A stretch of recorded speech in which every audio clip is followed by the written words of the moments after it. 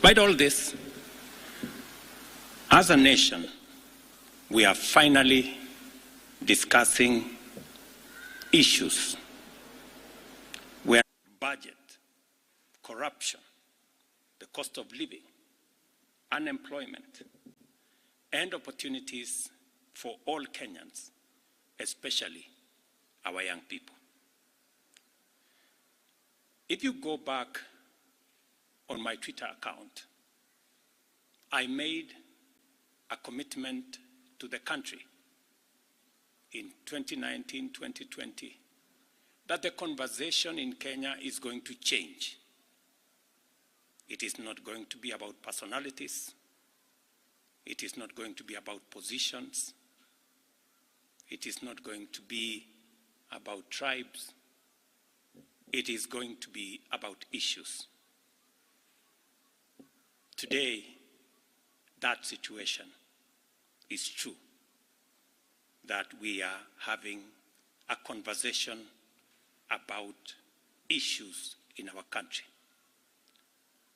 We must all be proud of ourselves that we have managed to elevate the debate in our country to the level of issues that affect all of us.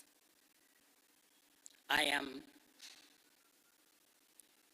very happy that we have a conversation about jobs for our young people, about opportunities for business, about manufacturing, about taxation, about debt, and all the other things that are important to all of us. I make this statement to highlight the actions taken in response to the overwhelming public feedback in the recent days, and to fulfill my commitment to continuously and effectively listen to the people of Kenya, and to underscore my intention to always take public contributions in good faith, applying them to enrich policy making, governance, and government programs. Public debt is and continues to be a major point of engagement and conversation in Kenya. I have today appointed an independent task force to carry out a comprehensive forensic audit of our public debt and report to us in the next 3 months. This audit will provide the people of Kenya with clarity on the extent and nature of our debt, how public resources have been expended, and will also recommend proposals for managing our public debt in a manner that is sustainable and does not burden future generations. The consequence of withdrawing the finance bill is the reduction of our revenue targets by 346 billion. Over the last few days, our Treasury team has been assessing the adverse impact of either reducing the budget by 346 billion in full or borrowing the 346 billion in full. And cutting the entire amount in our assessment would significantly and drastically affect the delivery of critical government services, while borrowing the whole amount in full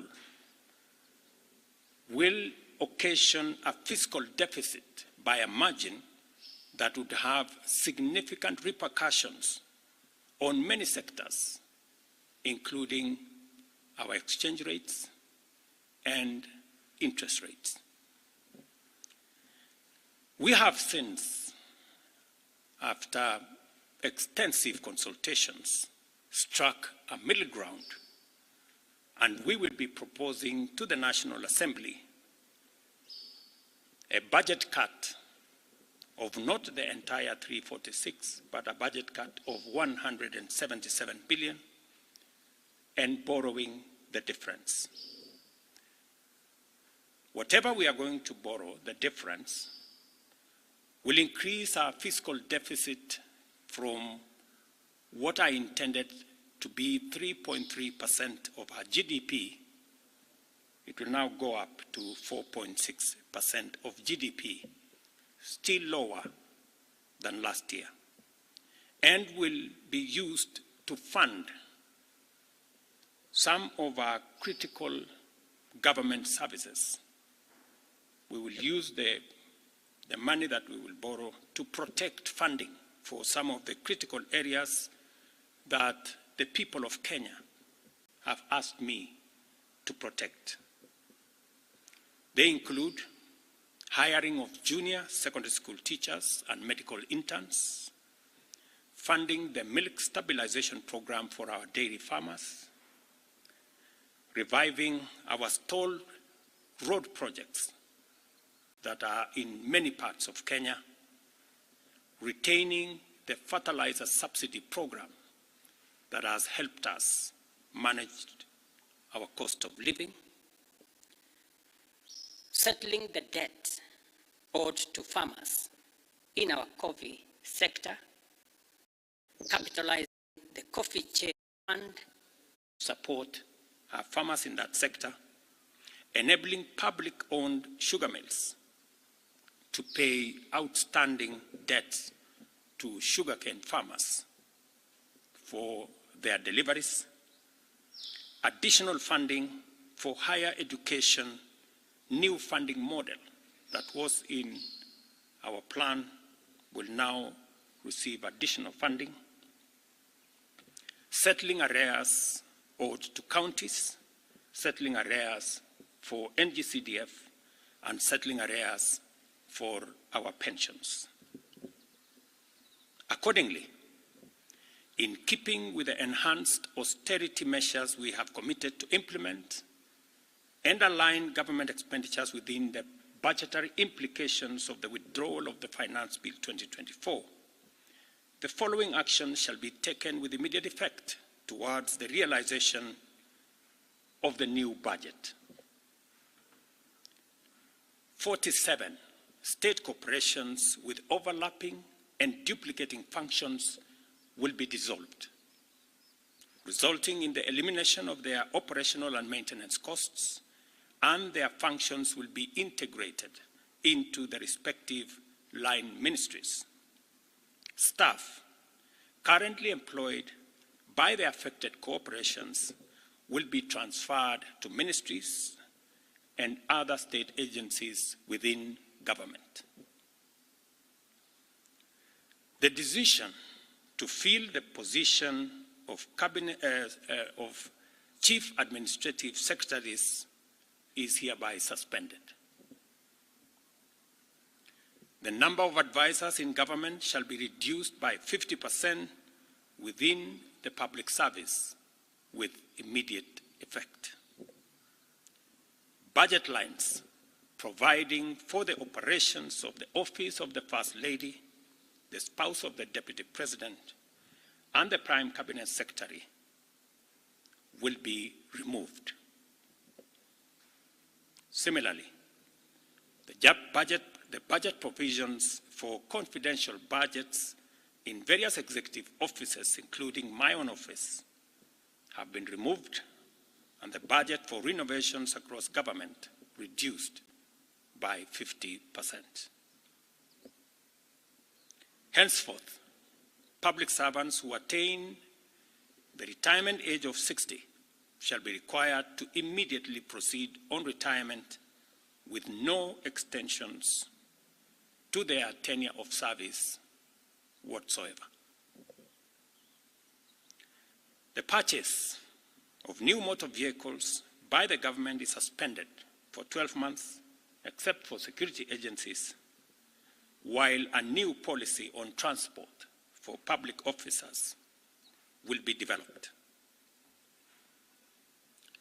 All non-essential travel by state and public officers is hereby suspended. No state officer or public servant shall participate in public contributions or harambee going forward. The Attorney General is hereby directed to prepare and submit legislation to this effect and develop a mechanism for structured and transparent contributions for public, charitable, and philanthropic purposes. These measures will be followed by changes in government that I will be making shortly. We are determined to carry out this and other interventions to improve the quality, efficiency, and transparency in serving the people of Kenya and ensure that citizens receive maximum value for their resources from a public sector that prioritizes their welfare. I believe these changes will set out our country on a trajectory towards economic transformation, enabling us to achieve the strategic objectives of the bottom-up economic transformation agenda and deliver our commitment to radically enhance opportunities for all Kenyans and transform our country. Thank you very much. God bless you, and God bless our great country, Kenya.